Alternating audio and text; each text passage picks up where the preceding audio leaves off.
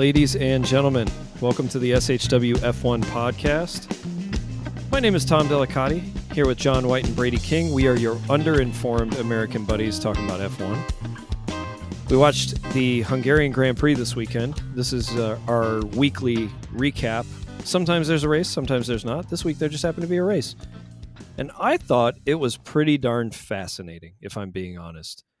I don't typically think that after a Formula One race in the year 2025, but this weekend it was a bit of a slow burn, bit of a buildup, but I found it very entertaining.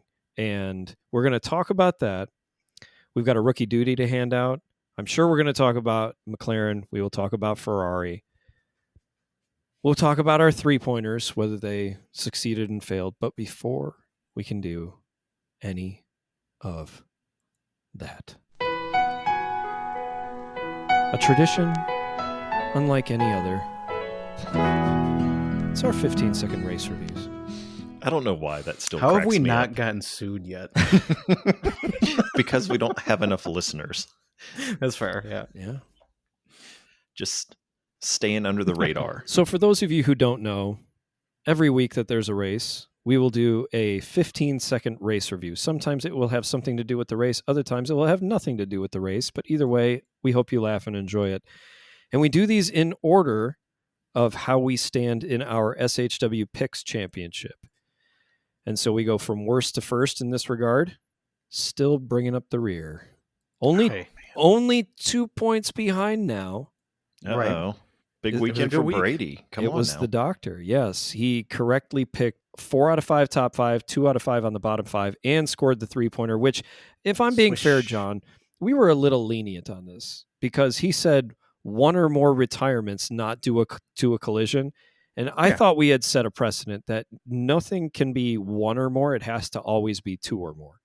So I'm going to put a pin in this. We don't have to go through this now. But I feel like you guys have pulled this a few times. I'm going to I'll have remember to go this. back.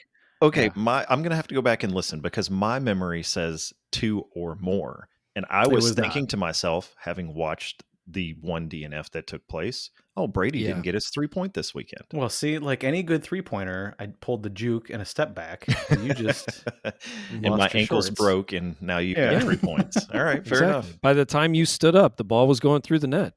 Yeah, I guess so. So that happened. I'm in second place. I did get my three-pointer as well for a Lando Norris win. John, you're still light years ahead of us, 10 points ahead, clear in first place. 5 No out of 10 3-pointer correct this week. but no three-pointer on your Verstappen poll. So as we go into our 15-second race reviews, Brady, you get to lead us off. Yeah. All right. So about a year and a half ago, I bought an action figure because, yes, I am a 40-year-old man-child. But it was on back order. Well, today it finally came. A Lewis Hamilton at Ferrari figure. I opened it up, and it was just a Ninja Turtle. I shook the box, and a piece of paper fell out, and it said, "I am useless, and you should probably switch action figures." Wow. Poor Lewis. We'll get into that later, I'm sure. But there's going to be there's a lot to talk about with poor Lewis. He has had a rough weekend here in Hungary. Yeah. All right. I guess I'm next. Here we are at the Hungarian Grand Prix, and here to wave the checkered flag is Axl Rose. No Chinese democracy here because Budapest is indeed a paradise city. Although Charles Leclerc's Ferrari is no longer the rocket queen it was during qualifying. Zach Brown is telling the McLaren teammates that we don't need no civil war, and instead of lunges at Lando into turn 1, Oscar Piastri might need a reminder that all we need is just a little patience. The GNR tie-in to that is just quite beautiful, Tom. Fantastic. How many Guns N' Roses quips did Crofty have during the race? It Too was many. horrible. Too many, yeah. Can I ask, whenever they have like a celebrity stand there with the flag, do you notice that there's always like the guy behind him that's like whispering in his ear? Yeah, like he needs And coaching. he has to be, Mhm. that's what I'm saying. It has to be instructions of like, okay, so you go up and down, and then Side to you side. just kind of wave it a little bit. Like, I got it. Well, and then they have 2 checkered flags, so the first one doesn't really matter anyway. You have the one up top and the one down below. Oh my gosh. It's just, I don't even know what's going on. why does the flag waver need a race engineer? That's what it feels like is happening. And how did they select Axl Rose for this? What does he have to do with Budapest? It is kind of like a celebrity lottery in the paddock, it feels like. Yeah. And he just happened to win that week. So congratulations to Axl Rose on waving the flag and hearing all of the lame Crofty tie-ins to Guns N' Roses. Good for him. All right, John, you got to bring it home. All right. You know, anyone can talk about Ferrari, McLaren, or even Max, but my 15 seconds, born on October 29th, 1988 in Montreal, this young Russian and Jewish descent driver scored 6 points to tie two-time driver champion, winner of 32 Grand Prix, and teammate Fernando Alonso. He finished above a Ferrari, a Merc, and both Red Bulls. That's right. Today I give props to the most confident daddy's boy there is, Lance Petunia Strolovich. Well done, buddy. My gosh. Lance Petunia? Mm-hmm. Yes. It's on his birth certificate. Yeah. That's what it said. That was excellent, John. Thanks. Oh, I didn't. Oh, man. I didn't do my research. That should be our tagline. That is our tagline. Yeah. I didn't do research. I didn't do my research. Enough messing around. That was our 15-second race reviews. Hope you enjoyed them. We always enjoy putting them together for you. So a bit of controversy, the one-stop versus the two-stop, and how things played out for the McLaren drivers. I think that's the most important thing to talk about first. So my thought process on this changed from watching the race and then watching the post-race interview, specifically with Oscar. He was asked about this multiple times, both on the sofa and in just general post-race. And I think there's a couple of things that made me change my initial thought. One was Oscar said the original plan was always a two-stop strategy. And the one stop was offered, and he wasn't quite sure if that was the right move to make. And so they stuck with the two stop. Lando was offered the one stop and took it. And so I think this is just a combination of being a little bit flexible in the strategies that are available, and then just making a decision and sticking with the decision. So in hearing that, it makes me think Oscar had the one stop strategy available. It wasn't really there. And then, you kind of get towards the end of the race and the end of his interview. And one of the things that he said was two stop was always a strategy, probably would have needed a new set of softs anyway to pass Lando. He could get really, really close and within a tenth, but he wasn't going to overtake Lando no matter what. And so the end of the race was kind of the end of the race. It was what it was. I don't know if doing a one stop would have made much of a difference to him, but it was offered. He didn't take it. So to me, it's kind of no harm, no foul. So here's my take. Hindsight is 20/20. And there's going to be a lot of talk about favoritism within the team, or how they gifted Lando this win. Like, I see no parallels whatsoever to last year in Budapest when Lando was 8 seconds ahead of Oscar. But Oscar, it was the pit stop strategy that flipped them around, and they're like, Lando, you got to give the place back. You remember this? Mm-hmm. Lando had to give the place back, and Oscar, quote unquote, inherited the win. I see more of a comparison to 2024 in Belgium when George Russell pulled the one stop and had Hamilton chasing him down. So they were teammates chasing each other down in Spa last year, and George Russell held off Hamilton for the win. He eventually got disqualified, and Hamilton inherited the win. But everybody was all up in arms about, like, Lewis earned that win, and he absolutely drove the best race, and blah, blah, blah. But it was like George made the one stop happen, and he was gutsy enough to take the one stop strategy because of what happened to Lando on lap 1, and because of how the race was playing out with the early pit stops, and they just left him out there. It just became the only viable option for him to try. And not only did he had to execute it. Yeah, right? That's the point. He had, it wasn't just doing a one stop and he was going to win. He had to do the one stop successfully. And he did. And I don't know about you, and I love Lando Norris. I love Oscar Piastri. I wish the best for both of them. I was waiting for Lando Norris to screw that up. Yeah. For the final 5 laps, I was on the edge of my seat thinking he's going to make a mistake and Oscar's going to take him. And he just didn't. He executed very, very well. And Oscar almost made the mistake and ran right into the side of him in that lockup. Yeah. But he was gutsy. Yeah. I don't fault him for being gutsy.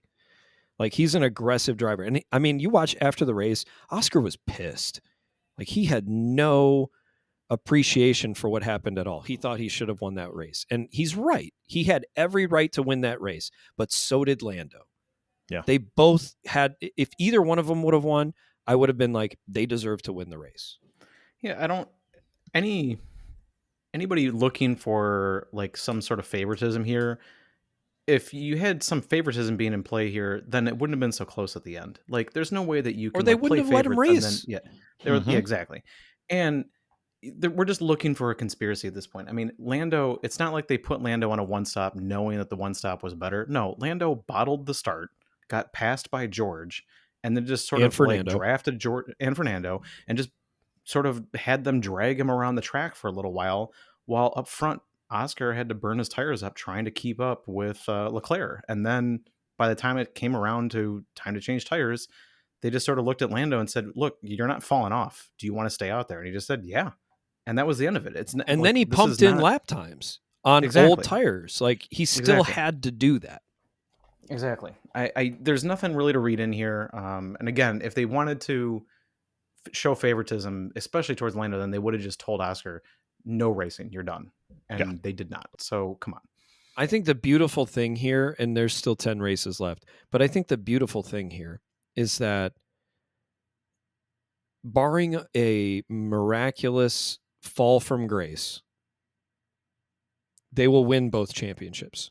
McLaren will win the Constructors and the Drivers' Championship. So they have nothing to lose right now. Even if they do collide and take each other out of the race, they are still light years ahead of any other car on the track.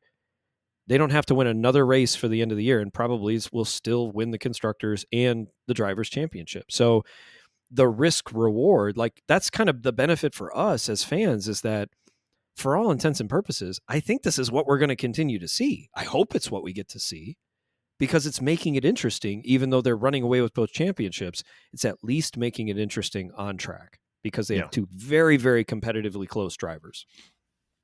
And it's, even though they're on the same team, it's still a fight for the championship. I love it. Right. And so you want to see that take place, no matter if it's same team or different teams. Mm-hmm. The way I saw it was that Oscar wasn't, I mean, I'm hoping that he's mad because he didn't win. Mm-hmm. He's not mad because he thought that he was like screwed. I don't think that's the case. I think we understand that, like, that's racing. You guys are an equal machine. Yeah, that's racing. You're an equal machinery, and you guys finished within a couple seconds of each other because you're an equal machinery. Mm-hmm. It just is what it is. Mm-hmm. And he admitted he had no chance of winning that race. Like, he tried, but he was like, "There's no way I could have won." It was what it was. He pitted on lap 19 on his first stint and basically was committing to a two-stop at that point. And he was trying to undercut Leclerc, and that didn't work out. Leclerc still came out in front of him. And this is more of a segue to Ferrari, so we'll save that when Leclerc's pace fell off. But just specifically McLaren, hats off to their entire pit crew. 2 pit stops sub 2 seconds.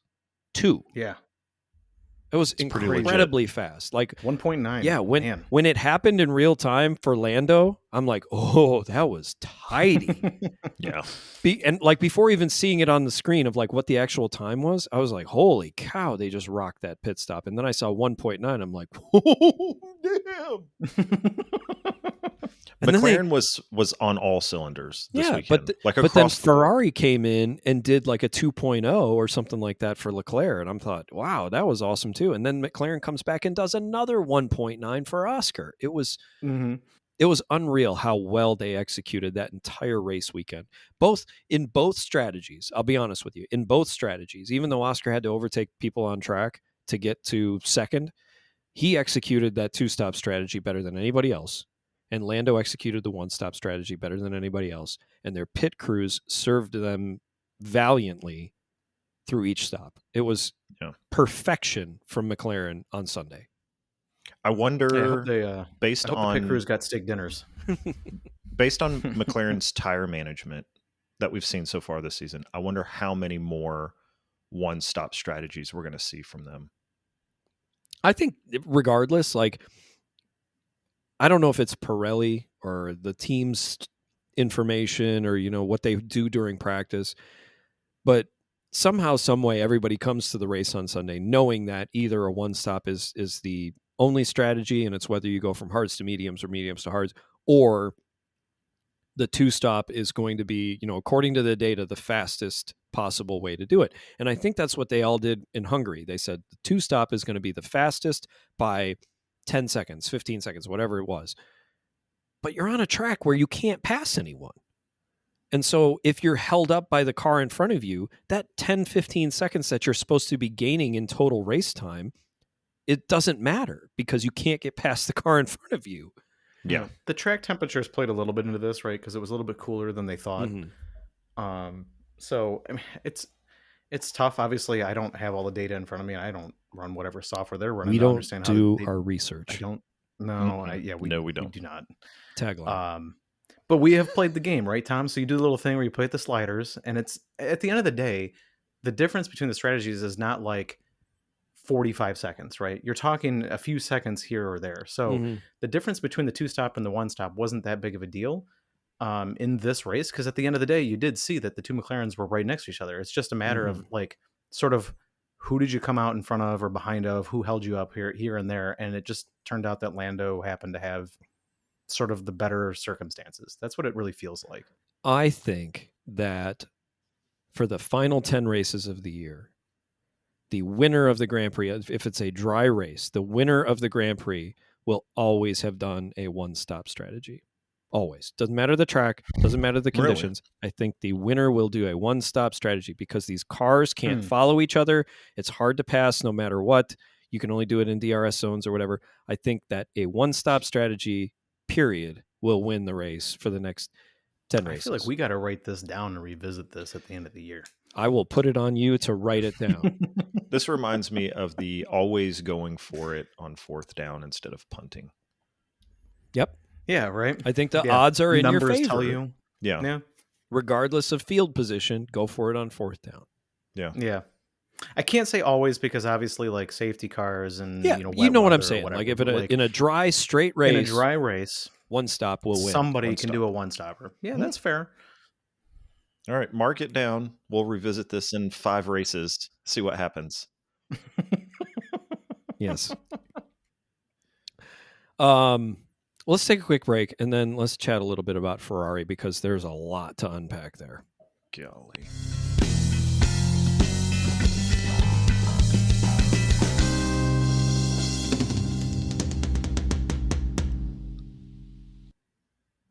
I loved the meme this week where it was like Max all depressed and it said behind every person, there's a sadder person, whatever, and in the background there was Charles. That did make me laugh. Was that you that sent it out? No, somebody else did. Oh, it was Cody. But that got me really good. Yeah, that made me laugh. So the Ferrari had the surprise pole position. I think it shocked Charles just as much as it shocked the McLaren boys and everybody else up and down. Held on to first place through that whole first stint and some of the second stint, but or net lead, we'll call it, for some of the second stint. I will point out a couple of data points for you. On lap 49 out of 70, Norris had pitted. He's now on hard tires. Leclerc and everybody below him, no more pit stops to happen for Leclerc, Piastri, and Russell. They were set. Leclerc is 7.6 seconds behind Norris at this point. And we are hearing from Crofty and Brundle about how when will Leclerc catch Norris? Because he has the tire delta.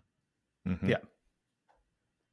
That was lap 49. Leclerc was 7 seconds behind, and Oscar was 3 seconds behind Leclerc. By lap 51, Piastri had passed Leclerc. So 2 laps later, Piastri is past Leclerc, and Leclerc is 10 seconds behind Norris. Yeah. So we were thinking Leclerc is going to catch Norris, and he's now fallen another 3 seconds further back. Yeah. Still waiting for the tires to warm up. Lap 55, Leclerc is now almost 13 seconds behind Norris. Lap 61, Leclerc is now 20 seconds behind Norris. Still ahead of Russell. He's still on the podium at this point. And then by lap 65, Russell has passed Leclerc, and he is now 26 seconds behind Norris. Yeah. So in 16 laps, he was 7 seconds behind, and now he's almost 27 seconds behind. He was losing more than a second per lap against the leader and had fresher tires. What on earth happened at Ferrari? Yeah, I have an explanation, a technical explanation, if anybody really cares. Tell me. Yeah. Okay, so my understanding is that in order to get their speed at Hungary, they decided to run a much lower downforce setup than the other teams, so that down the straight, they were not going to get caught. And early on in the weekend, they had showed that where Leclerc was beating Norris and Piastri was in the straights. He had about a 7 kilometer mile, average speed or whatever delta to them. The problem is that when you run the lower downforce setup, obviously your corners suck. So they decided to lower the car. So lowering the car with these cars is going to give you a huge downforce advantage. So that's great. But as we know, they have pushed that too far at Ferrari sometimes, and they get that plank wear and they got their cars disqualified. So the speculation is, and I'm not even sure if this is speculation anymore, if they actually know this is what happened, but that going into the final stint, we know for sure that they asked Leclerc to turn his engine mode down. So that basically meant you can't push it quite as hard in the straights, which would where the car would bottom out the most. But there's also speculation that they upped the tire pressures to try and raise the car. I heard and that by too. raising the car, you just ruined the entire balance of the car. And that's what he was complaining about, was you don't listen to me and you basically change the car setup and now it's undrivable. I'm wondering if what he was saying was that he would rather risk getting disqualified and try to win because of the situation that they're in. And that's what he's so pissed about, is that rather than going for it, they played it safe. And by playing it safe, they lost a podium and took fourth. Can I add a little bit to that, where I don't think it was let me continue and I would have risked getting disqualified. And some of this ties into Hamilton. Mm-hmm. So they ran two different setups. The setup that they ran for Charles had some input from Charles on how he thought the car would perform on track. And the second setup that they ran was with zero input from Lewis Hamilton whatsoever. It was 100% Ferrari said, we are going to do this setup and you are going to drive it. And we don't care what your feedback is and we don't care what you say. And it was almost like they were running a test, is what it seemed like. Like they were going to run two different setups and then just see what happens. Almost like mid-season testing, even though that doesn't really make sense going into the summer break, I guess. I don't know. I'm not on their tech team, but I think didn't do my research. I didn't do my research, but I think what he was referring to was all weekend long, both of those drivers were giving numerous data points of feedback from FP1, FP2, FP3, and even through qualifying. And Ferrari refused to listen. They listened to Charles way more than they listened to Lewis, but they didn't listen to Lewis at all, which is part of the problem with his performance this weekend. And I was thinking about it, not to jump too far ahead of this, and we can stay to Charles, but I think just overarching with Ferrari, I think I didn't realize until this weekend, and I heard that feedback, what the problem with Ferrari is. And the problem with Ferrari is they think that they are better than they are. And this comes down to a culture thing with Ferrari, because you have to remember, not only for the F1 team, but Ferrari in general are one of the only supercar brands that can prevent you from buying one of their automobiles, has a very strict entry to buying your first Ferrari, has very strict rules and regulations as to what you can do with your Ferrari after you purchase it, such as putting wraps on it and doing other things, how you resell it, how you must retain it. Ferrari has tons of regulation because they think their cars are the best cars on the planet. And I think that culture spills over into F1. And this is a prime example of they think that they know better than the drivers do.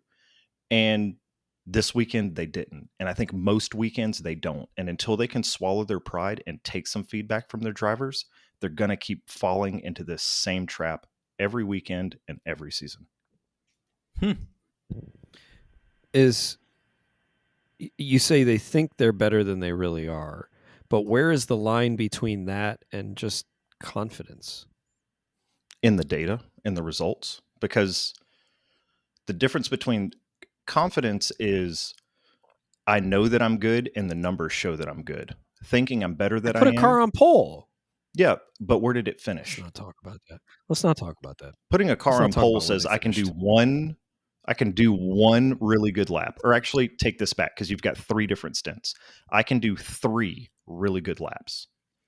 I can't do 70. Can we segue into what Lewis said as a measurement of confidence? What did he say? I'm useless and you should trade drivers. Like, I don't think that's saying too much about confidence in your skills or your car. Well, and I think that statement was, I'm useless and you should change drivers because you're not listening to me. If you're not going to listen to me, then I'm useless to you. It's not that he's a bad driver. Yeah, clearly. It's that you're not going to listen to my feedback. It's going to be really interesting, though, going into next year, considering... So, like, not to go back and say what I said was correct and what you're saying is wrong, because that's not true, and I have no idea what I'm talking about. But these cars being the downforce cars, that's not what Lewis is used to driving. And I wonder next year when we go back from these, ground effect cars to something else, will he be more like the Lewis of old? And, is he just trying to hold on? And maybe he is just useless in this car. Maybe it's just like, if that's the way we have to run this car, that's the way it has to be done. He is going to be useless until the end of the year. Yeah, but if that's our measuring stick, look at the topsy-turvy season that Max Verstappen has had, and this is a car he loves. Yeah, he is very good at driving these ground effects cars. Yeah, and he has had a extreme. We were watching Max and Lewis battle over 11th place. Yeah, when was the last time that happened? I mean, it's insane. Yeah, it's insane to think about. Like, and Lewis, I do feel bad for him. I didn't start my F1 consuming life really liking or rooting for Lewis Hamilton. And I wouldn't say that I'm like actively rooting for him right now. It's just like, I feel bad. He should be doing better than he is. And I was really hopeful for him to go to Ferrari. And he finished in 10th in Australia, the first race of the year. But since then, he's been P7 through P4 every single race until this one. Yeah. But it's been multiple poor qualifyings in a row. And whether it's poor race strategy or bad execution by Ferrari, whatever it is, it's not working out right now. And I think the best thing for everyone is to go away for 3 weeks. Just put your head in Good the news, sand everybody. and hope that it fixes itself. Right? Kids, mommy and daddy aren't getting a divorce. Daddy's just moving into an apartment for a little while. Yeah, for 3 weeks, to be specific. 3-week lease. It's fully furnished, so I don't have to move anything. And then I'll be back. It'll be fine. Yeah, I mean, anecdotally, other things about the race, there were some surprises. I think Lewis and Max battling over 11th was one of them. Yeah. Max finishing in 9th on pure pace, 72 seconds off the win. He did also say before the race that they will not win another race. So also speaking of confidence. Yeah. How about Aston Martin qualifying 19th and 20th in Spa and then turning around the following weekend and becoming the third best car? A 5 and a 7? Yes. Yeah. Can I ask a question on this one? Because I was informed, and I didn't do my research, that Adrian Newey farted next to the car, and it got faster. It got faster. Is that what happened? No, that before the race, that they were basically just swapping parts around. So it was like they got there and they didn't have the cars put together, and off the truck they just kind of pulled whatever. Let's just slap it together. This is Legos. This is just building Legos. So it was like Fernando's wing, but Lance's rear wing, and they just put it on. All of a sudden, they just got magic, and they were like, "Huh, here we go." How did that happen? If there's some truth to that, I think that's a pretty miraculously lucky way to fall into the points that they were able to get this weekend. But regardless, it was a huge, massive swing of points for them. Right. But this I feel like this type of thing is happening more regularly this season in the midfield. One team just shows up one week and you're just like, holy crap, where did that come from? And they move up 2 places in the constructors standings in one race. Yeah. And that's I love to see that. We've had a absolutely few times where RB pops up, wherever, or Williams, or whatever. This week it was Aston and somehow Gabo. I mean, Williams hasn't really done anything lately, but Right. yet Liam Lawson has scored points 3 out of the last 4 races. And he was pure garbage earlier this season. Yeah. It's crazy. Since and this seems to be the theme, I did not do my research, but I'd be willing to bet that P6 is the highest finish for a Sauber in the history of that team. Except for Nico's podium 2 races ago. 2 weeks ago, yeah. You know what I mean? Just talking about in general speaking here. Why don't you go back and do a little research and sign back into this recording, okay? I prefaced by saying I didn't do any research. I forgot about Nico a couple weeks ago. We all need My a bad. 3-week break, okay? Yeah. We all need I that do. 3-week break. Next time, a little more club soda, a little less vodka. And Speaking of which, then should we talk rookie duties? I think it's duty time. Yeah. And remember, do you guys remember like when they made the switch at Alpine to take Doohan out of the car?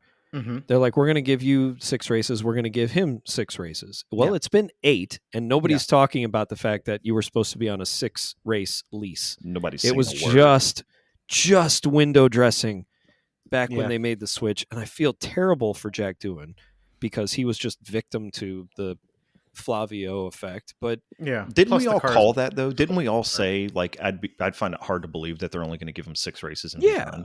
At the beginning of the Nobody season, believed that. my course we quote did. hot take was that he wouldn't make it 10 races, and it wasn't even close. But Mhm. we all knew that Flavio didn't want him in that car, and he was just waiting for a chance to get Colapinto in there. And that But car, the car is is bad. garbage. It's But bad. It's so bad. It's a bad car, but yet Gasly has 20 points this season.